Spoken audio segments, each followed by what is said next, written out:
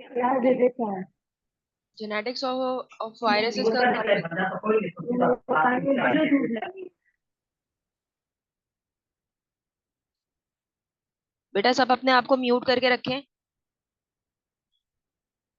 Genetics of viruses का जो course है इसके अंदर हम कुछ बेसिक जेनेटिक के प्रोसेसेस और वो मैकेनिज्म्स देखेंगे जिसकी वजह से क्या हो रहा होता है कि आपकी जो वायरसेस हैं वो म्यूटेट होते हैं और न्यू वायरल स्ट्रेन्स जो हैं वो डेवलप हो रही होती है। इस के अंदर हम ये देखेंगे। तो जेनेटिक्स ऑफ वायरसेस क्या है, हमें बेसिक बातें हमें पता है कि वायरस क्या है।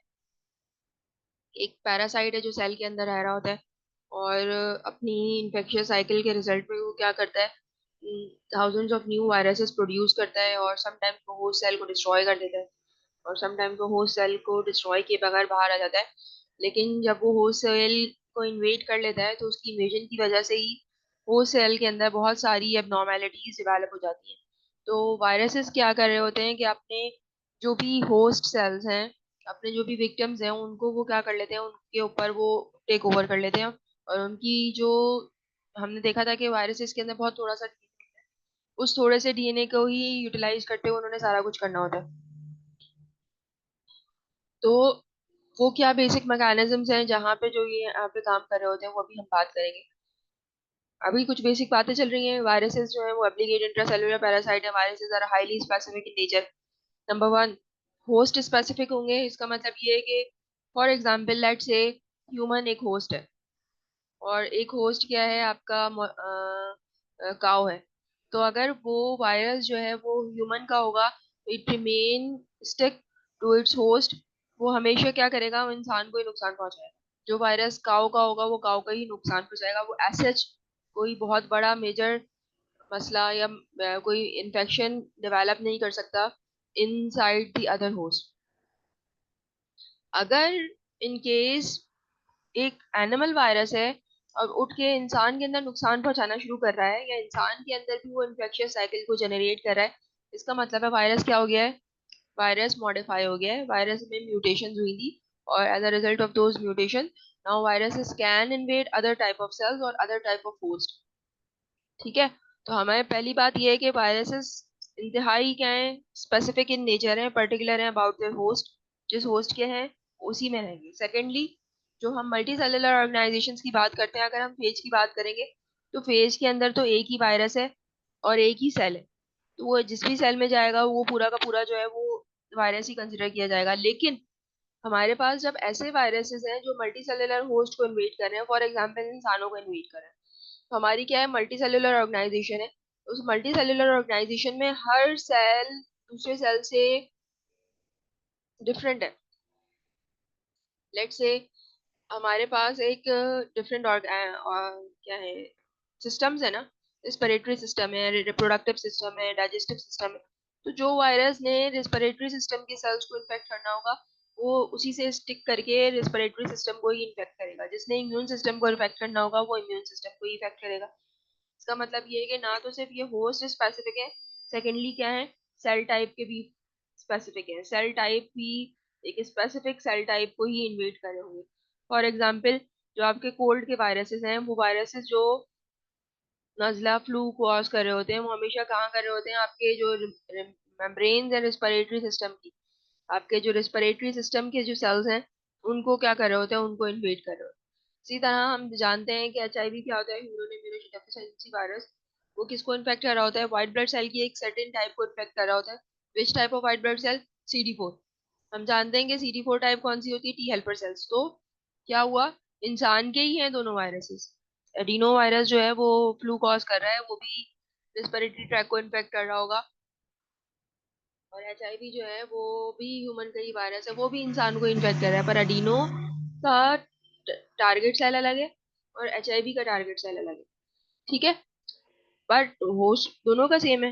इसी तरीके से हमारे पास एक वायरस है फ्लू का। अब फ्लू जो है वो फ्लू हर जगह पे है, इंसानों में भी फ्लू हो रहा है। आपने देखा होगा जब सर्दियों में जानवर आ रहे होते हैं या किसी के घर में जानवर, तो वहां पे समटाइम्स जानवर भी बीमार हो जाते हैं। There are certain type of flus that are present in animal kingdom as well. Cow के अंदर फ्लू हो रहा है, बर्ड के अंदर फ्लू हो रहा है, स्वाइन के अंदर फ्लू हो रहा है। अब ये जो स्वाइन फ्लू है इसका मतलब ये है कि वो पिग्स को इन्फेक्ट कर रहा है। बर्ड फ्लू है इसका मतलब ये वो बर्ड्स को इन्फेक्ट कर रहा है। Even in birds flu there are various different types. जो कोई चिकन्स को कर रहा है, कोई जो है वो डक्स को कर रहा है, तो वो अलग अलग टाइप के फ्लू के भी वायरसेस हैं जो उस स्पेसिफिक टाइप के एनिमल में है। तो क्या हो रहा है कि वो उसी में रहेंगे, लेकिन समटाइम्स क्या होता है वायरस अपने आप को मॉडिफाई करते हैं। उस मॉडिफिकेशन की वजह से क्या होती है, उनकी होस्ट रेंज मॉडिफाई हो जाती है, होस्ट रेंज मॉडिफाई हो जाती है। होस्ट रेंज क्या थी, इंसान थे। नाउ अब दे स्टार्ट्स टू इन्फेक्ट कैट्स। या आमतौर पे जूनोटिक इन्फेक्शन की हमने बात की थी। जूनोटिक इन्फेक्शन वो होते हैं जो जानवरों से इंसानों में लग रहे होते हैं। तो कोई कैट का वायरस था, वो इंसानों में आ गया, तो वो जूनोसिस कर रहा है। इसी तरीके से जो हमारा काउ पॉक्स था, आपको याद होगा मैंने जब आपको वैक्सीन पढ़ाई थी तो हमने देखा था वो जो वैक्सीन जो बनाई थी जिन्होंने एडवर्ड जेनर ने, उन्होंने काउ पॉक्स उठा के इंसान को लगाया था, तो उसकी इम्यूनिटी डेवलप हो गई थी पर डिजीज नहीं आई। क्योंकि किसी तरीके से वो रिलेटेड थे ही, दोनों होस्ट, दोनों यूकैरियोट थे, दोनों मेमल्स थे। तो उनके टारगेट सेल्स कुछ ना कुछ तो सिमिलर थे। तो उन्होंने क्या किया, वहां जाके कुछ ना कुछ मॉडिफिकेशंस की वजह से कुछ इम्यूनिटी डेवलप करके दे दी थी। फिर अभी आपने कुछ अर्से पहले सुना होगा लंपी डिजीज आई थी। लंपी डिजीज क्या थी, काउ पॉक्स थी। काउ की भी एक टाइप का पॉक्स था। कैटल्स के अंदर वो लम्प्स या फोड़े बन रहे थे, दाने टाइप चीजें बन रही थी। इसी तरीके से मंकी पॉक्स की एक डिजीज आई थी। अब वो जो मंकी पॉक्स डिजीज थी, एमपॉक्स, वो मंकीज का था, लेकिन उसने क्या किया, अपनी होस्ट रेंज चेंज किया और अब वो इंसानों में आने लग गया। तो क्या होता है, वायरसेस क्या कर रहे हैं, अपनी होस्ट रेंज को मॉडिफाई कर रहे हैं। New viruses like SARS, covid, influenza may have come from mutation in the virus that expand the host range। Mutations होंगी, म्यूटेशंस के रिजल्ट में अपनी होस्ट रेंज क्या करेंगे, मॉडिफाई करेंगे। और मॉडिफिकेशन के बाद क्या करेंगे, वो दूसरे टाइप के होस्ट के अंदर इन्वेट करना शुरू कर देंगे। हमें जा पता है कि वायरल जीनोम जो होता है वो सेगमेंटेड होता है या नॉन सेगमेंटेड होता है, डीएनए होता है या आरएनए होता है, ये हमने बात की हुई है। डीएनए वायरसेस जो होते हैं वो ज्यादा स्टेबल होते हैं। हमारे पास फिर से मुझे पुरानी एग्जांपल ही देनी पड़ेगी। जब वैक्सीन हम पढ़ रहे थे, ये पता नहीं नहीं पढ़ रहे थे, जो हमारी स्मॉल पॉक्स की वैक्सीन होती है, वो स्मॉल पॉक्स की वैक्सीन आपके पास क्या होती है, सिंगल डोज लगती है। और वो सिंगल डोज क्या होती है, इनफ होती है सारी जिंदगी के लिए। अपना माइक जो आपकी वो है ना, वो बंद करें, ये किसी का कैमरा खुल गया है, तो अपना कैमरा ऑफ करके बैठिए। तो पता नहीं कोई सो रहा है क्या कर रहा है, और अब कोई स्क्रीन के ऊपर जो है ना वो कुछ लिखने की कोशिशें कर रहा है। तो मैं ये कह रही थी कि जो डीएनए वायरसेस होते हैं, डीएनए के अंदर हमें पता है डीएनए पॉलीमरेज जो होता है उसमें प्रूफ रीडिंग असेंबली होती है। जो प्रूफ रीडिंग एफिशिएंसी की वजह से डीएनए वायरसेस क्या करते हैं, मॉडिफाई, डीएनए वायरसेस क्या हो रहे होते हैं, मॉडिफाई नहीं होते। जो उनमें एरर्स होते हैं वो करेक्ट हो जाते हैं। बट इसके कंपैरिजन के अंदर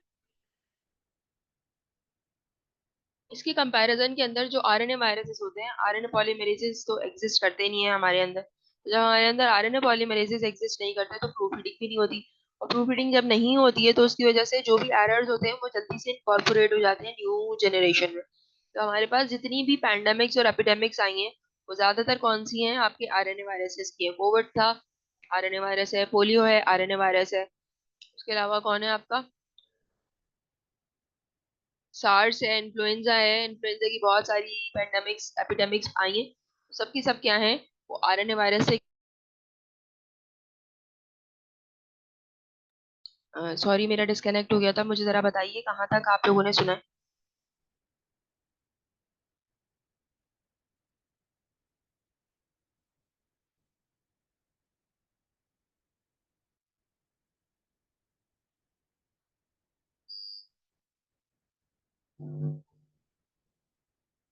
यही कह रही थी कि जो आरएनए वायरसेस होते हैं, आरएनए वायरसेस जो हैं वो ज्यादा स्टेबल होते हैं। As compare to DNA viruses are more stable than RNA viruses. इनमें जो एरर के चांसेस होते हैं वो कम होते हैं। 1/1 1/1 लाख ये रेशो होता है डीएनए वायरसेस के अंदर के 1 लाख वायरसेस के अंदर से एक म्यूटेशन हो रही होगी, या 1 लाख दफा अगर आपका डीएनए की रेप्लिकेशन हो रही है, ये न्यूक्लियोटाइड्स आ रहे हैं, उनमें से एक एरर इनकॉर्पोरेट हो रहा होगा। लेकिन जो आरएनए वायरसेस हैं उनमें ये रेट बहुत ज्यादा हायर है। और वो रेट ज्यादा हायर क्या होता है, पर जीनोम एक एरर जरूर आ रहा होता है। हर दफा जब एक जीनोम बन रहा होता है तो एक एरर जरूर आ रहा होता है। Simplest RNA virus which have about 7,400 nucleotides per genome will generate mutants frequently, perhaps as often as once per genome copy। 7,400 7,400 genome का जो 7,400 न्यूक्लियोटाइड का ही एक जीनोम है। और उसमें जब भी ना एक नया वायरस बन रहा है तो उसमें क्या हो रही है, एक गलती इनकॉर्पोरेट हो रही है, एक म्यूटेशन आ रही है। म्यूटेशन क्या होती है, हमें जानते हैं कि म्यूटेशन क्या है। Mutation is the change of the DNA letters. आपका जो स्पेसिफिक डीएनए लेटर आपके उसमें मौजूद था,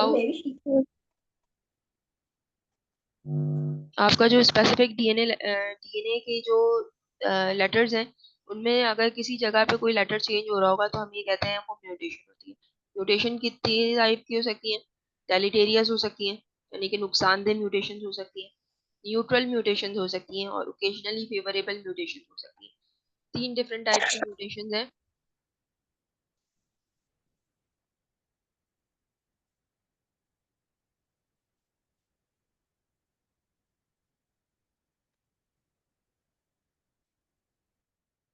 3 डिफरेंट टाइप की म्यूटेशन होती हैं।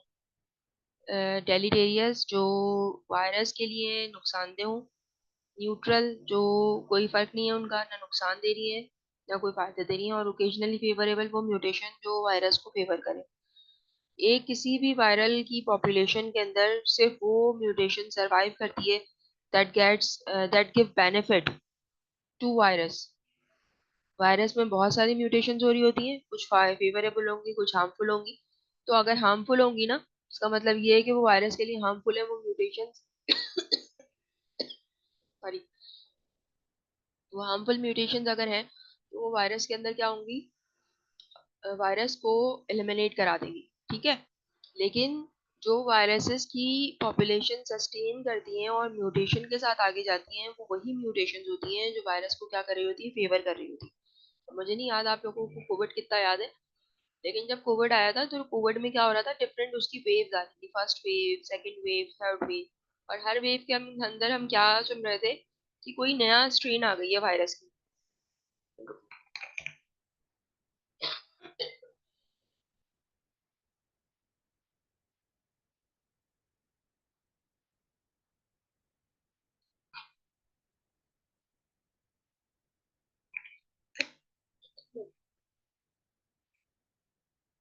और हम सुन रहे थे जब भी कोविड की एक न्यू वेव आ रही थी तो we heard that there is a new strain develop now. Omicron का नाम था, डेल्टा था, अल्फा था, इस तरह हम बहुत सारी हमारे पास स्ट्रेन आई थी।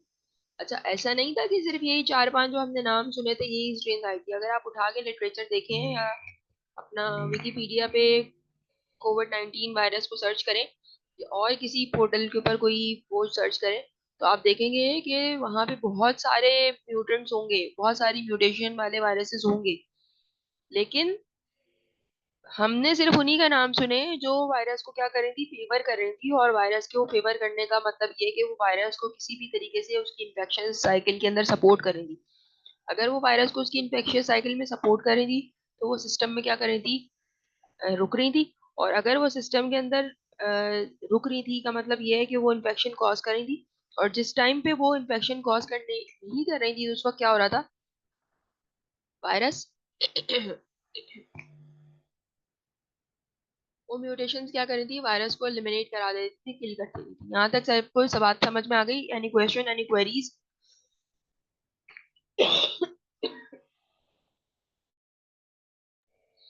किसी को कोई सवाल?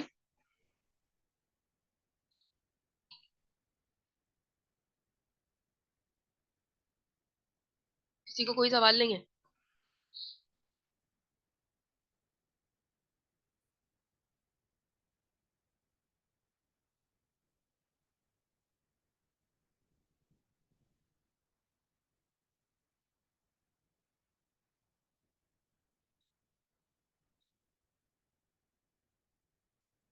अच्छा, जो लोग क्लास में कभी नहीं आते वो यहाँ आके बैठे हैं, तो उसका यहाँ आके बैठेंगे तो उसका मतलब क्या है कि मैं उन लोगों को तो क्लास के नंबर दे दूंगी।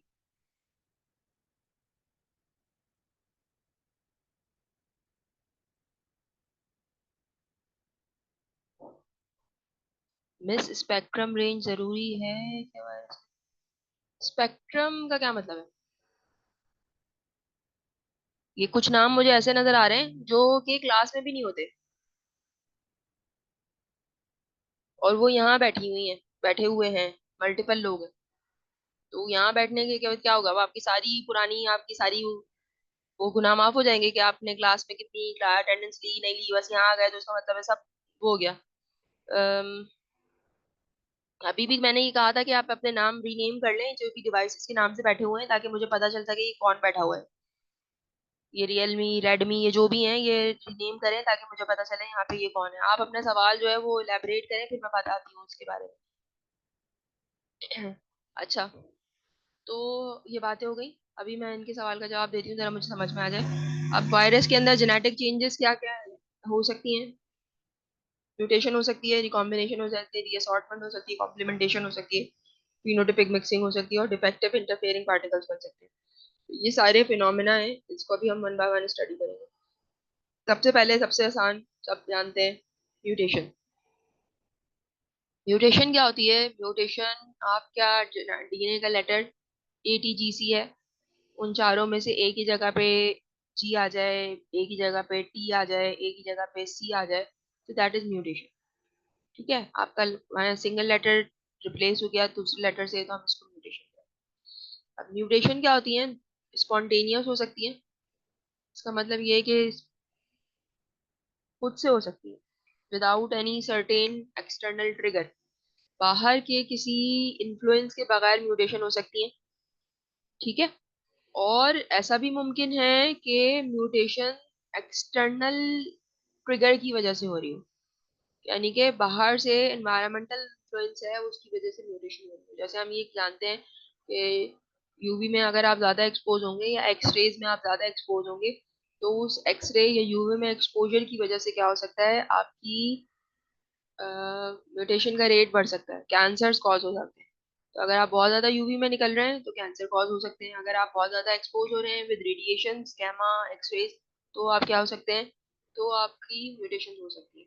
ये म्यूटेशंस क्या होती हैं? वो फिजिकली इंड्यूस या एक्सटर्नली इंड्यूस म्यूटेशंस हैं जो बाहर की तरफ से आ रही है, बाहर की वजह से आ रही है, आपके एनवायरनमेंट की वजह से आ रही है। आपके एनवायरनमेंट में अंदर ज्यादा वो हैं, ऐसे एजेंट्स हैं, कार्सिनोजेंस हैं, कार्सिनोजेनिक रेडिएशन हैं, कार्सिनोजेनिक एजेंट्स हैं, तो वो आपको कर रहे हैं। लेकिन अगर आपके बॉडी के किसी इंटरनल सिस्टम की वजह से वो मसला आ रहा है, तो वो स्पॉन्टेनियस म्यूटेशन कहलाती है। स्पॉन्टेनियस म्यूटेशन में क्या होती है? वायरस का प्रूफ रीडिंग नहीं हुई, प्रूफ रीडिंग की वजह से वायरस ने, पॉलीमरेज ने एरर दे दिया, ए लगना था टी लग गया। अब वो प्रूफ रीडिंग नहीं हुई तो वो क्या हुआ, वो उसको पता ही नहीं चलेगा, बिना प्रूफ रीडिंग के सही है या गलत है, तो म्यूटेशन आ जाएगी। दूसरा क्या हो सकता है कि वायरसेस की स्ट्रक्चर मॉडिफाई हो जाए।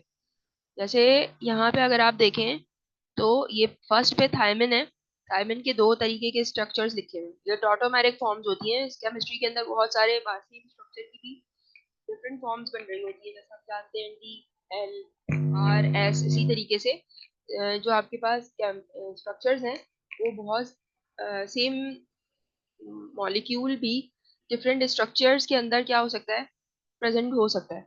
तो यहाँ पे क्या हो रहा है, टोटोमेरिक फॉर्म्स जो है वो शिफ्ट हो गई है, मतलब थायमीन था ये इस तरीके का थायमिन है, और थायमिन में क्या हुआ है, थायमिन मॉडिफाई हो गया लाइक दिस। अब वो जो मॉडिफिकेशन है ये कीटो से इनोल ग्रुप बन गया है, हम इसको क्या कहेंगे, टोटोमेरिक फॉर्म की या स्पॉन्टेनियस म्यूटेशन कहेंगे।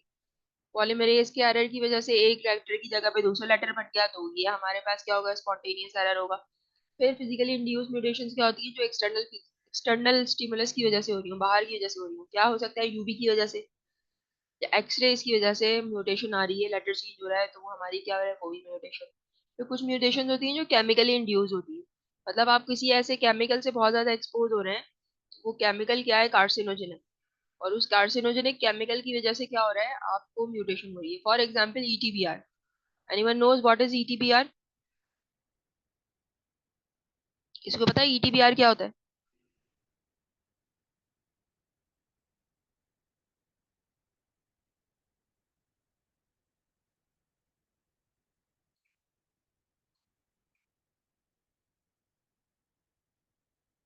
हाँ भाई, ईटीबीआर नहीं पता किसी को?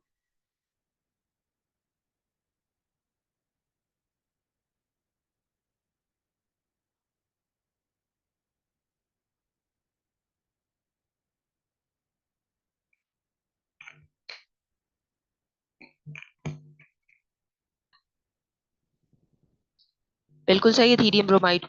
इथीरियम ब्रोमाइड कहाँ पे यूज होता है?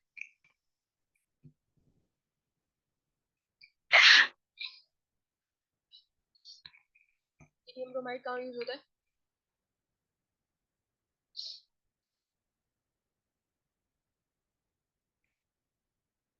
फ्लोरेसेंट डायो है, इथीरियम ब्रोमाइड नाम है, यूज कहाँ होता है?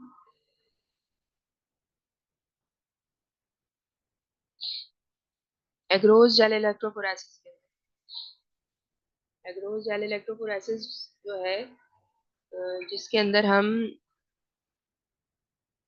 डीएनए स्टेनिंग तो नहीं कहना चाहिए, डीएनए विजुअलाइजेशन के लिए जो हम इलेक्ट्रोफोरेसिस कर रहे हैं, वहां पे हम इथीरियम ब्रोमाइड को यूज कर रहे होते हैं। वो डीएनए को जो है वो कर सकते हैं, तो उससे देख सकते हैं। तो हमारे पास जो डीएनए है, वो बाइंड इथीरियम ब्रोमाइड जो होती है वो आपके डीएनए के बेसिस के साथ इंटरकलेट कर लेता है, बाइंड कर लेता है। और बाद में वो फ्लोरेसेंट होता है, तो यूवी में वो ग्लो करता है। जहाँ जहाँ पे वो ग्लो करता है, इसका मतलब वहाँ वहाँ पे क्या है आपका इथीरियम ब्रोमाइड। जहाँ जहाँ पे इथीरियम ब्रोमाइड है, वहाँ पे क्या है आपका डीएनए। तो इथीरियम ब्रोमाइड है, इसके अलावा और किसी कार्सिनोजेनिक केमिकल का नाम पता है आप लोगों को? कोई और केमिकल जो कार्सिनोजेनिक है?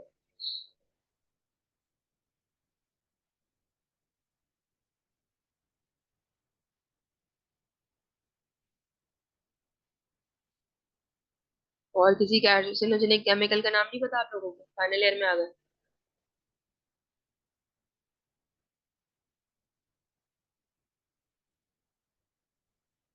बिल्कुल। बहुत सारे हाइड्रोकार्बन हैं, एरोमेटिक हाइड्रोकार्बन है, टॉलीन है, बेंजीन है। वो they have the ability to cause cancers. इसी तरह मैं जो आंसर सुनना चाह रही थी वो था आपका इथेनॉल। तो हमारा इथेनॉल है जो हम लैब के अंदर बहुत फ्रीक्वेंटली इस्तेमाल कर रहे होते हैं। Ethanol is also a carcinogenic chemical.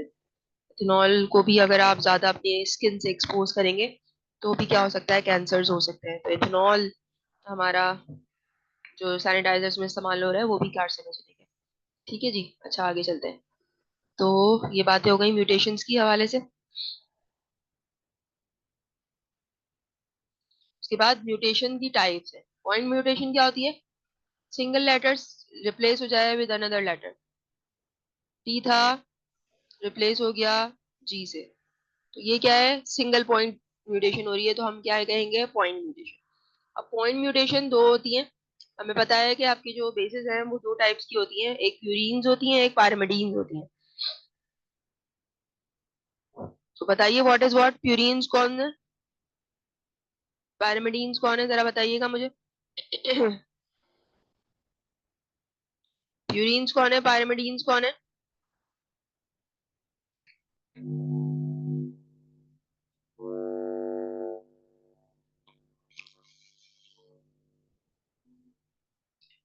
Which one is purine and which bases are purine and which bases are pyrimidine? ये हमने शायद क्लास में ही बात की थी। एडेनिन एंड गुआनिन प्यूरीन्स होती हैं। Cytosine, uracil and thymine are the pyrimidines. और हमारे पास अगर प्यूरीन रिप्लेस हो रही है प्यूरीन से, अगर प्यूरीन रिप्लेस हो रही है प्यूरीन से, तो उसको हम कहते हैं ट्रांजिशन म्यूटेशन। अगर हमारे पास प्यूरीन रिप्लेस हो रही है प्यूरीन से, तो ट्रांजिशन म्यूटेशन है। इसका मतलब ए जी से रिप्लेस हो रहा है, जी ए से रिप्लेस हो रहा है। लेकिन अगर हमारे पास प्यूरीन रिप्लेस हो रही है पायरिमिडीन से, प्यूरीन मतलब ए है, वो रिप्लेस हो जाए टी से, या साइटोसिन है, वो रिप्लेस हो जाए ए से या टी से। तो ये क्या होगी? ये कहलाती है हमें ट्रांसवर्जन म्यूटेशन। ट्रांसिशन जब सेम टाइप से एडेनिन एडेनिन से एडेनिन सिर्फ आपके गुआनिन से रिप्लेस हो रहा है, गुआनिन एडेनिन से रिप्लेस हो रहा है, थायमिन जो है वो साइटोसिन से रिप्लेस हो रहा है, साइटोसिन थायमिन से रिप्लेस हो रहा है, then those mutations are transition mutations. But if a purine is replaced by pyrimidine or vice versa, then those mutations are transversion mutation. समझ आ गई? Got it? अगला जो होता है वो कहलाती है insertions. Insertions का मतलब ये है कि हमारे पास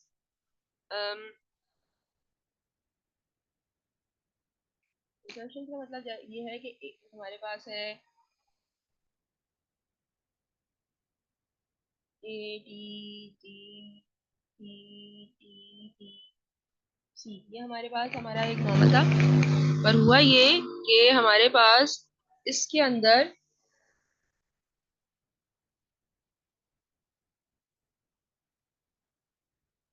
दरमियान में जी के बाद क्या हो गया, एक नया न्यूक्लियोटाइड आ गया।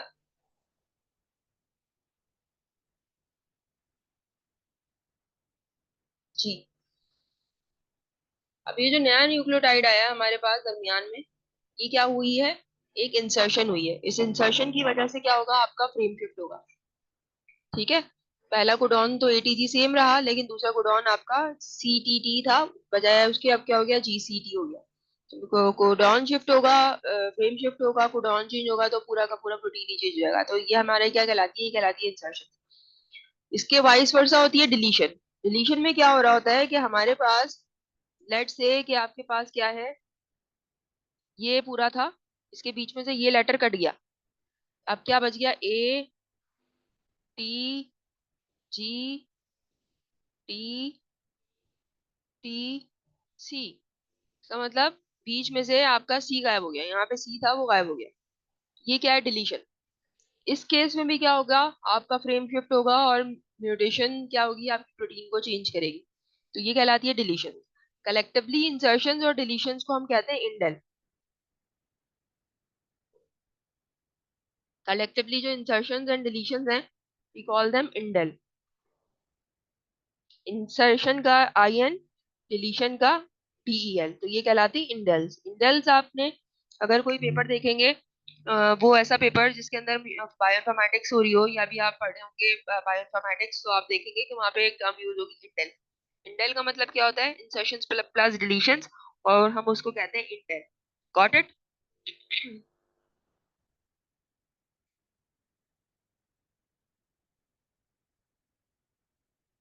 तो ये हमारे पास क्या हो गई, म्यूटेशन की टाइप्स हो।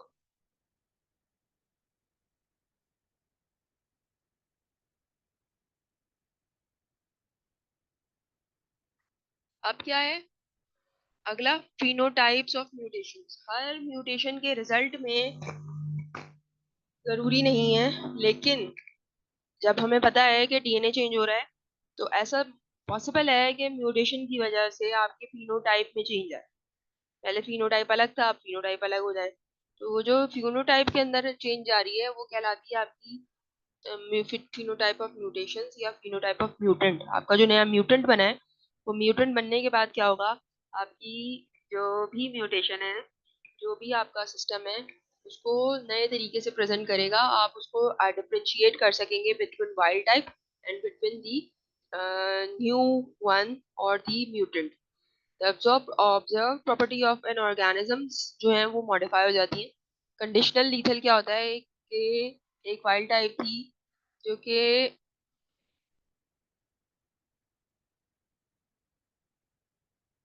किसी सर्टेन कंडीशन के अंदर वो वाइल्ड, वो जो सर्टेन कंडीशन के अंदर वो जो म्यूटेशन है वो क्या हो जाती है, वो लीथल हो जाती है। अदरवाइज वो क्या हो जाएगी, वो लीथल नहीं होती है। जैसे हमारे पास एक टाइप के जो म्यूटेंट्स होते हैं वो कहलाते हैं टेम्परेचर सेंसिटिव म्यूटेंट्स। और ये टेम्परेचर सेंसिटिव म्यूटेंट्स क्या होते हैं, ये हाई टेम्परेचर पे जब जाएंगे तो वो ग्रो नहीं कर सकेंगे। हाई टेम्परेचर पे वो जाके क्या हो जाते हैं, उनकी जो प्रोटीन्स होती हैं वो डिस्टेबलाइज हो जाती हैं, और प्रोटीन डिस्टेबलाइज होने के बाद क्या हो जाती है, वो वायरसेस को डैमेज कर देते हैं। इसी तरह कुछ ऐसी म्यूटेशन होती हैं जो हायर टेम्परेचर पे ज्यादा अच्छे से सरवाइव कर रही होती हैं।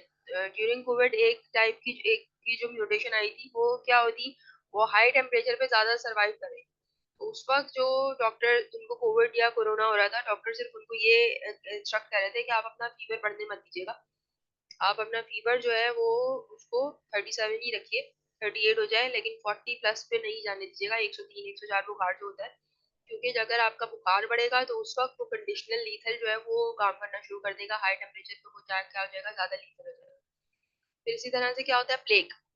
प्लेग क्या होता है, बताया था प्लेग। प्लेग किसको कहते हैं?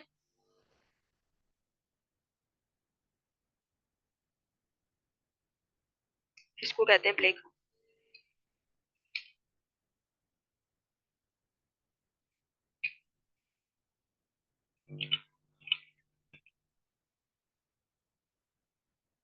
अगर आपका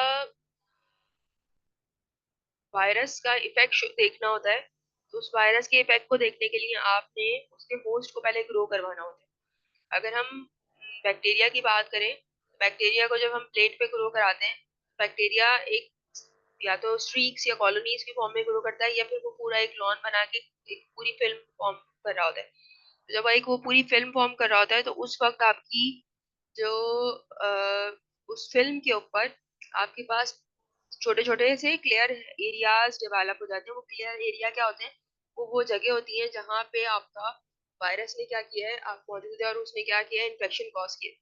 ये वायरसेस को बिल्कुल गलत जवाब दिया है। ताउन की वबा है, पहले तो ऐसे लिखते नहीं है।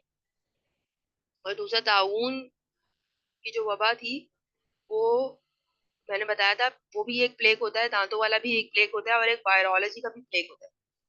तो जो वायरोलॉजी वाला प्लेग था वो बताना था।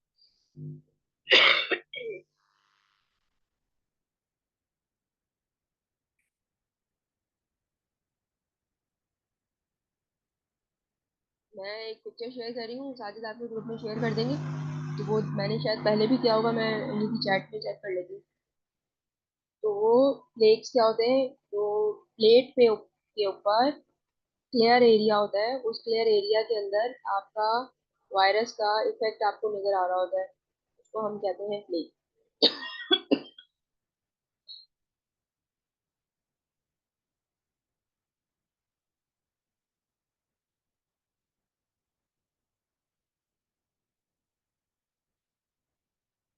पेज की उम्र की।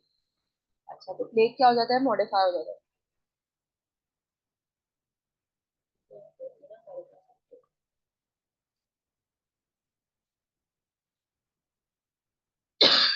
अच्छा, ये मैं ना डिस्कनेक्ट कर रही हूँ, रिकनेक्ट करते हैं, 1 मिनट रह गया है।